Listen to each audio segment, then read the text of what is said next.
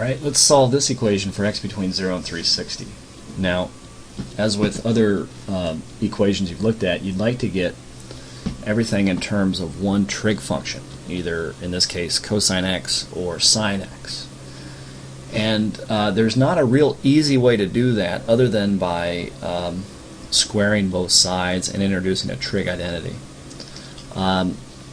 Okay, before I square both sides, I'm going to go ahead and isolate the trig functions from each other by adding the cosine of x to both sides. So I'll get 2 sine x equals cosine x plus 1 if I add the cosine x to both sides. And then the idea is to square both sides. So I'm going to square the left-hand side. I'm going to square the right-hand side. If I square the left-hand side, remember I have to square the 2 and the sine x, so I get 4 sine squared x. If I square the right-hand side, I've got to multiply out cosine x plus 1, the quantity cosine x plus 1, times the quantity cosine x plus 1, times itself, in other words. And we have a formula for that. A plus b quantity squared equals a squared plus 2ab plus b squared. So if you apply that formula, you get cosine squared x plus, okay, cosine x times 1 doubled, so plus 2 cosine x. And then plus 1 squared, which is just 1. Okay, so now we've got an equation we can work with, because I can just replace sine squared x with 1 minus cosine squared x.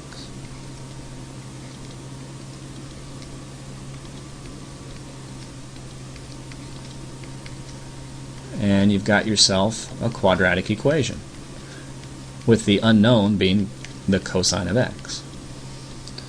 Okay, well, let's multiply out the 4, get 4 minus 4 cosine squared x equals cosine squared x plus 2 cosine x plus 1. Now, as with any quadratic equation like this, you're going to set it equal to 0. Hopefully it'll factor, but if not, we can use the quadratic formula on it.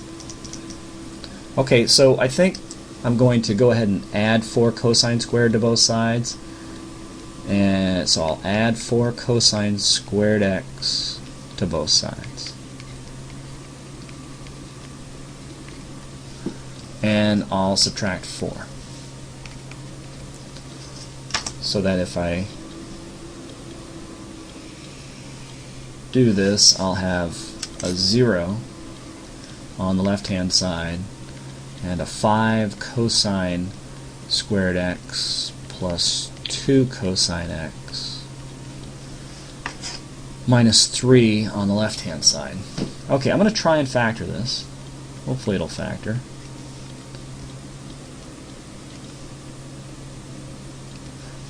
Write down 2 parentheses. I know the first 2 terms, or the first terms that we multiply out, I should say, have to be 5 cosine x and cosine x.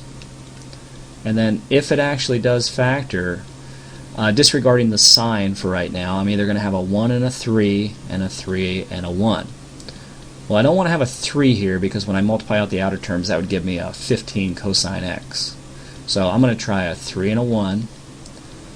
And then notice, if I were to multiply the outer terms, disregarding sign for a moment, I would have 5 cosine x. The inner terms 3 cosine x. If I make the right, if I put the minus in the right place, let me put it that way. If I put the minus in the right place, I can get a 2 cosine x. I can get those to combine to be 2 cosine x. So here's what I mean. If I make this a plus and this a minus, when I multiply out the outer terms, I'll get a 5 cosine x.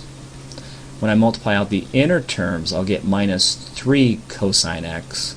Those do combine together to make 2 cosine x as needed. Okay, so let me scroll down a little bit. We have the right factorization. Let's go ahead and set both factors equal to 0. So, okay, if we do that, I'll get 5 cosine x minus 3 equals 0, or cosine x equals -1. Okay, this second one is really easy to solve because -1 is one of those special numbers.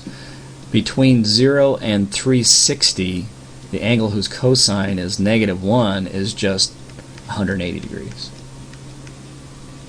So that one was easy. This one, not as much. Let's add 3 to both sides, divide by 5. We'll get the cosine of x is equal to 3/5. And we have to take the cosine inverse of both sides. If you take the cosine inverse of both sides, you'll get an angle in the first quadrant. The cosine inverse of 3/5, if we round, it's approximately equal to 53.1 degrees. But then you're thinking, hey, there's another quadrant in which the cosine is positive, and that's the fourth quadrant.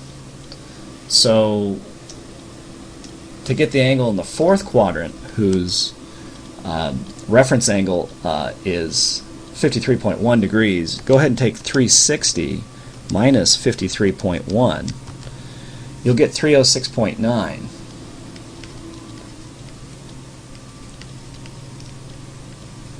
The problem here is, okay, if you go back up, we ended up squaring both sides of the adjusted equation. And sometimes when you do that, you introduce extraneous solutions. And it turns out if you try to plug in the 306.9 degree number into the original equation, just using your calculator, you'll get no solution. Well, actually, you'll get an untrue statement, which means 306.9 degrees is not a solution. So the two ones that work, well, you have the approximate solution of x is 53.1 degrees, and or I should say, x is 180 degrees. Those are the two solutions that work.